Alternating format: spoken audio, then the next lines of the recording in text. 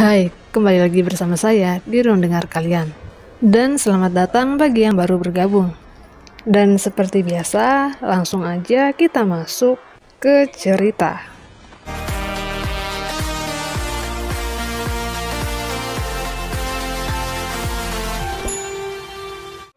Adegan awal mengisahkan tentang kejadian yang terjadi 5 tahun sebelumnya.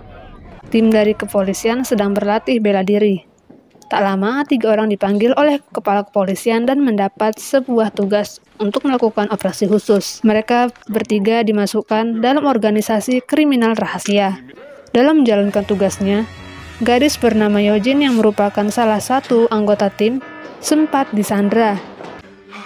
Namun ia berhasil diselamatkan oleh Yosan yang merupakan kekasih sekaligus rekannya. Yosan sempat berkelahi dengan para penjaga gedung, sebelum akhirnya kabur bersama kedua anggota lainnya, yaitu Yojin dan Taiwo. Taiwo sendiri adalah sahabat Yosan.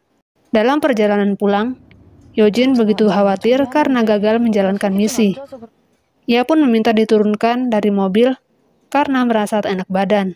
Yosan pun ikut keluar dan membujuk Yojin agar tak cemas dengan misi mereka. Namun saat Yosan hendak kembali ke mobil, tiba-tiba Yojin menembakkan pistol ke arahnya. Yojin dan Taiwo kemudian meninggalkan Yosan. Namun tak lama, mobil yang digunakan oleh Yojin dan sahabatnya Yosan meledak. Yosan pun tak mampu berbuat apa-apa. Waktu terus berjalan. Yosan yang masih hidup kini beralih pekerjaan menjadi detektif swasta. Anggotanya berjumlah 2 orang. Detektif swasta yang didirikan oleh seniornya ini menyelidiki berbagai kasus yang tak biasa dan tak bisa diselesaikan oleh detektif resmi dari kepolisian.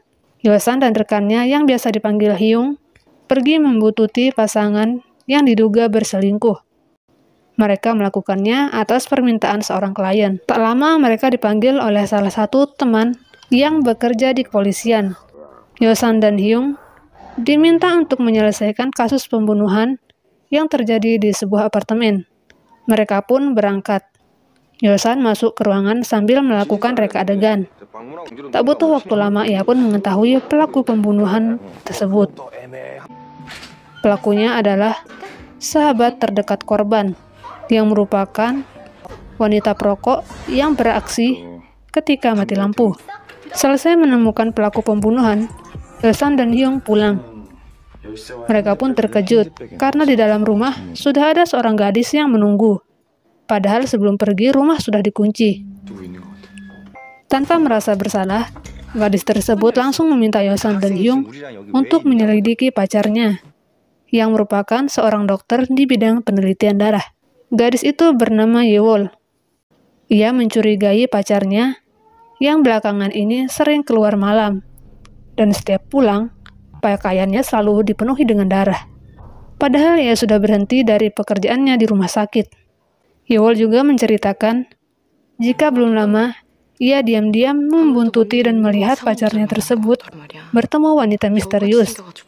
Yosan pun melihat foto dan terkejut pada liontin yang ia pakai. Liontin tersebut mirip seperti milik Yojin.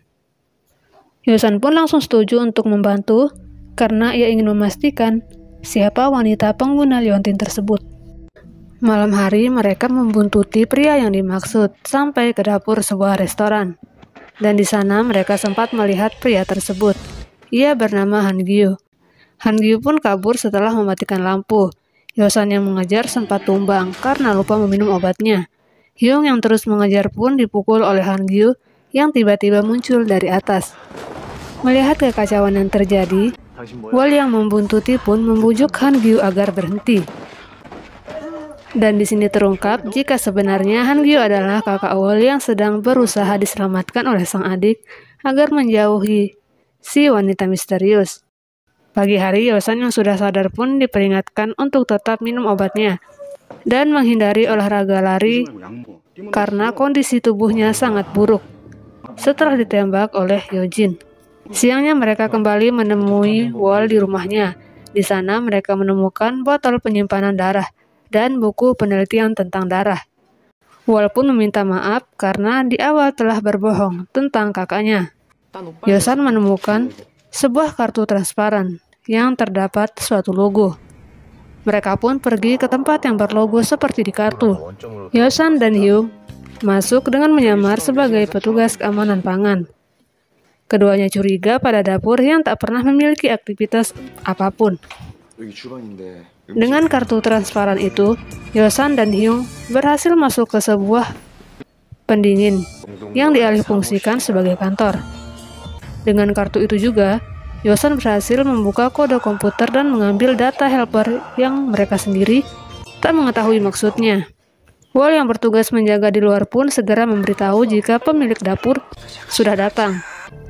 Dengan waktu yang sedikit itu, Yosan masih memeriksa sekitar dan menemukan ruangan lain yang tersembunyi di balik dinding. Di dalamnya berisi ratusan kantong darah. Beralih ke Han Gyu. Di suatu tempat, ia membuka pendingin yang dipenuhi oleh botol berisi darah. Ia kecewa karena pacarnya sama sekali belum meminum darah yang ia sediakan. Sang pacar tak mau lagi meminum darah karena tak ingin banyak orang yang mati karenanya. Karena putus asa, sang pacar pun hendak bunuh diri dengan membuka jendela. Namun Han Gyu yang juga sudah menjadi vampir melindunginya. Sesaat ia pun teringat bagaimana sang pacar merubahnya menjadi vampir. Han Gyu tak menyerah untuk tetap melakukan penelitian darah demi menyelamatkan pacarnya. Yosan dan Hyung yang baru keluar dari ruangan rahasia pun dihadang oleh para gangster dan pemilik dapur. Namun mereka tersempat memukul karena Wol datang membawa sebuah korek dan cairan bensin. Berkat ancaman Wol, Yosan dan Hyung selamat. Sebelum benar-benar pergi, korek yang menyala pun dilemparkan ke arah mereka. Mereka pun menangkapnya karena takut jika dapur akan meledak. Mengetahui cairan yang ditumpahkan oleh Wol adalah air, mereka semua pun mengejar.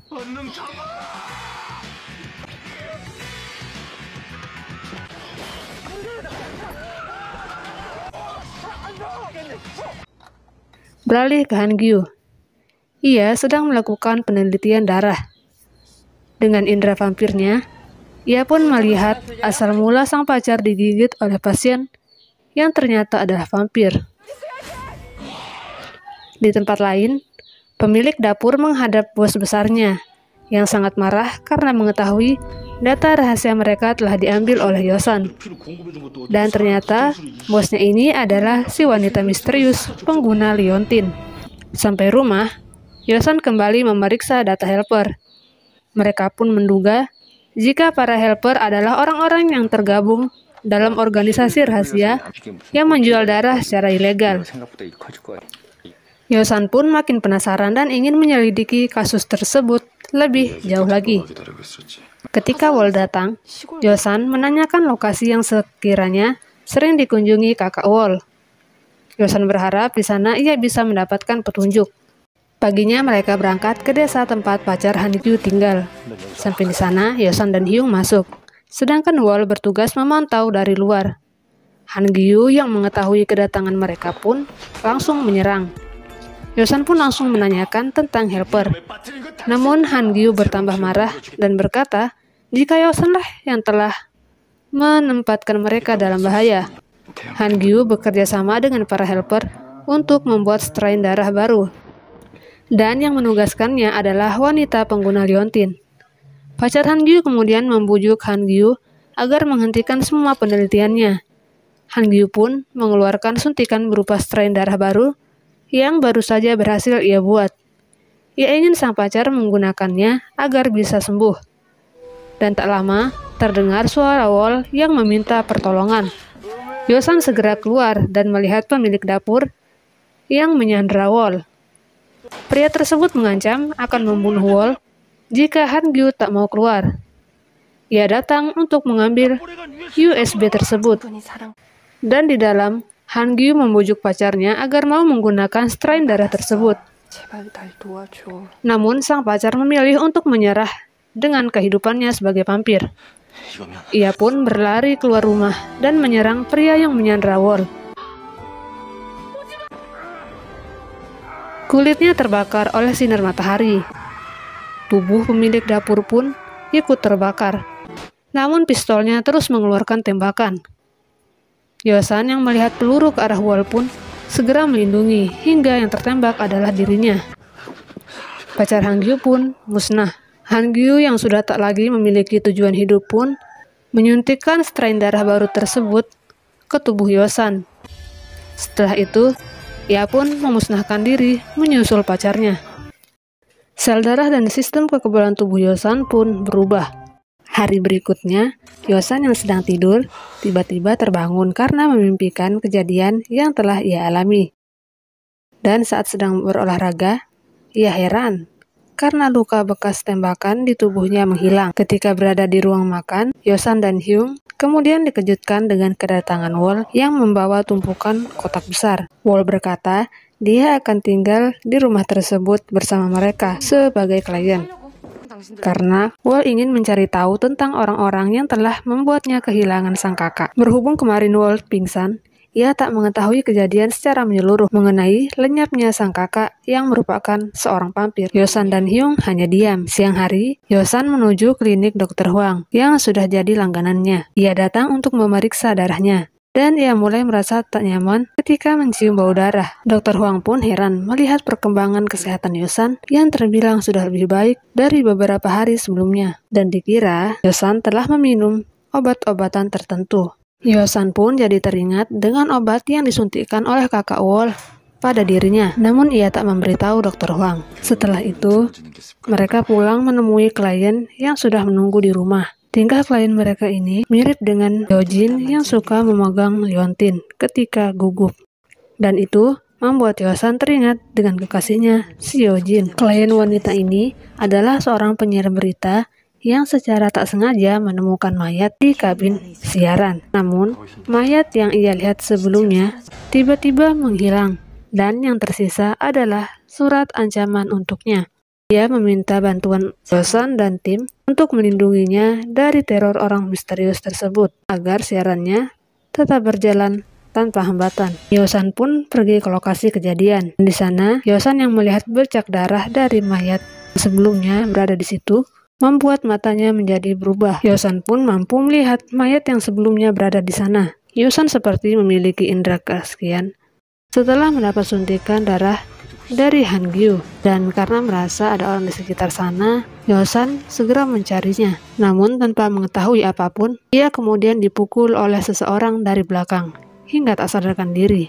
Dan ketika sudah siuman, ia menemukan surat tergeletak di sampingnya yang berisi waktu yang dimiliki tinggal 18 jam. Jika dalam waktu tersebut mereka tak menyerahkan video, maka si penyiar akan melihat mayat di berita selanjutnya. Mereka pun bergegas untuk menyelesaikannya. Wol juga ikut membantu. Dia yang merupakan seorang hacker diminta untuk mengumpulkan informasi tentang identitas mayat yang hilang tersebut. Tak butuh waktu lama, infonya terkumpul. Sementara itu, San yang sedang mengawal kliennya melakukan siaran mendapat informasi dari produser jika si klien yang bernama Sung Hye ini memiliki hubungan tak baik dengan Boun yang merupakan mayat yang ia temukan di kabin.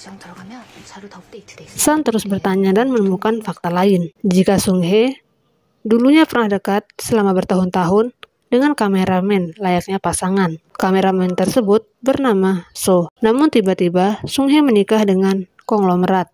Sedangkan kameramen So tersebut tiba-tiba meninggal. Banyak yang mengatakan kameramen itu meninggal karena bunuh diri. Tak lama Yosan ditelepon. Ia pun pergi bersama rekannya ke apartemen seorang rentenir. Wol memberitahu jika mendiang Boun pernah berhutang di rentenir tersebut. Sebagai mantan polisi, Hyung sangat mengetahui jika si rentenir juga memiliki pekerjaan ilegal lainnya. Ketika ditanya tentang keberadaan mendiang Boun, si rentenir malah menyerang. Namun, Yosan memukulnya. Darah yang keluar dari luka rentenir membuat mata Yosan kembali berubah menjadi warna kuning. Namun ia bisa mengendalikan diri agar tak tergoda dengan darah. Tak seperti vampir lainnya, Yosan sangatlah berbeda. Ia lebih mirip manusia pada umumnya, yang bisa beraktivitas di siang hari, meski terkena cahaya. Rentenir yang sudah terpojokkan pun memberitahu jika sebenarnya Ia tak tahu keberadaan Bo-eun. Malam sebelum Bo-eun meninggal, ia dipaksa tekan kontrak hutang, dan setelahnya pria bernama Jong datang membawa sekoper uang. Ia juga memperlihatkan foto Sung-hye, lalu meminta Bo-eun untuk melakukan sesuatu. Entah sesuatu apa yang dimaksud, si rentenir tak mengetahui. Di tempat lain, San menemui Sung-hye dan menanyakan kemungkinan Sung-hye mengenal Jong. Sung-hye pun mengiyakan dan memberitahu bahwa ia pernah mewawancarainya karena ada laporan jika bisnis Jong begitu mencurigakan. Namun saat mereka sedang meliput kasus tersebut, kameramen So dinyatakan bunuh diri, sehingga kasus yang melibatkan Jong pun ditutup. Sung-hye sendiri tak tahu alasan kameramen So bunuh diri. Kemudian San meminta video laporan mengenai bisnis Jong dan kasus hilangnya beberapa tunawisma. Namun Sung-hye berkata videonya ada pada kameramen So. Dan itulah mengapa Sung-hye diteror dan harus segera menyerahkan video, karena di video tersebut berhubungan dengan Jong. Hyo-san dan Hyung kemudian berangkat ke rumah adik mendiang So. Dan di kamar mendiang So, San menemukan banyak foto kenangan Sung-hye dan So. Di sana juga terdapat banyak kaset VCR. Setelah mengunjungi rumah adik mendiang So, San menemui rekan polisinya untuk mencari tahu tentang kematian So. Mayat So ditemukan di gereja terpencil dan ia meninggal setelah meminum racun. San juga tak lupa menanyakan tentang kasus tunawisma yang tiba-tiba menghilang. Sang polisi hanya memberitahu jika ia mendengar hal tersebut dari orang-orang yang bergosip.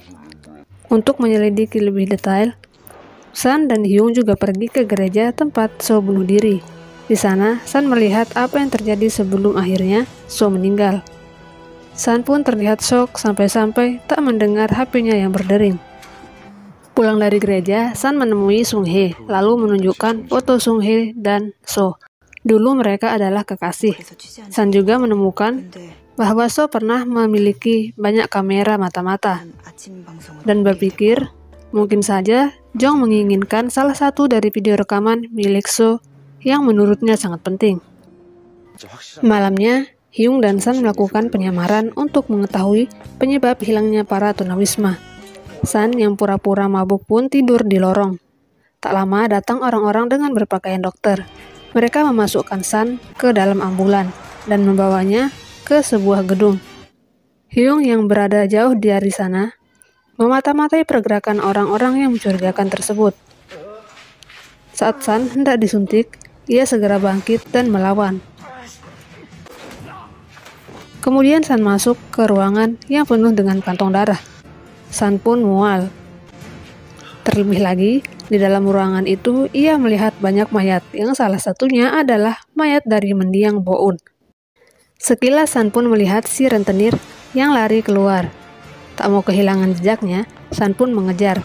Sampai luar ia hendak ditabrak dua mobil yang bergerak saling berhadapan. San pun melompat dengan kekuatan vampirnya. Ia sangat kuat melawan Jong dan kelompoknya, meski seorang diri. Meskipun San mendapat banyak luka tusukan dari Jong, ia tetap menang dan hampir membunuh Jong. Namun, Hyung segera datang dan menyadarkan San. Kemudian San pun pingsan.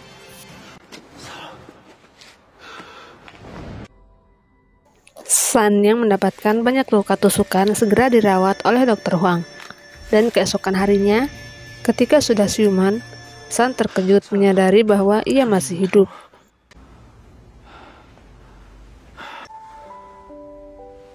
Hyung merasa lega karena darah buatan Dr. Hwang begitu membantu. Para penjahat yang menyerang San pun ditangkap polisi. Mereka semua terlibat dalam penculikan dan pembunuhan para tunawisma. Selesai menyiarkan berita, Sung-hye bertemu dengan San di gereja tempat So bunuh diri. Ketika masih muda, di sana So dan Sung-hye sering bertemu. 10 tahun kemudian, keduanya dipertemukan kembali sebagai rekan kerja. Namun setelah mereka cukup dekat, tiba-tiba So meninggalkannya dengan alasan ingin melakukan perjanjian dengan seseorang, sehingga ia akan mendapatkan banyak uang dan bisa menikah dengan Sung-hye. Sung Hye yang tak setuju dengan tindakan So sangat marah dan langsung meninggalkannya. Ia tak tahu jika sebenarnya So pergi karena diancam oleh Jo. Jo berencana akan merusak reputasi Sung Hye sebagai penyiar jika So tak menyerahkan videonya. So pun memberinya beberapa video rekaman. Kemudian ia menjelaskan jika ia sebenarnya tak memiliki video yang Jo inginkan. Setelahnya, So pun bunuh diri. Dan karena itu, Jo terus meneror Sung Hye agar menyerahkan video peninggalan So.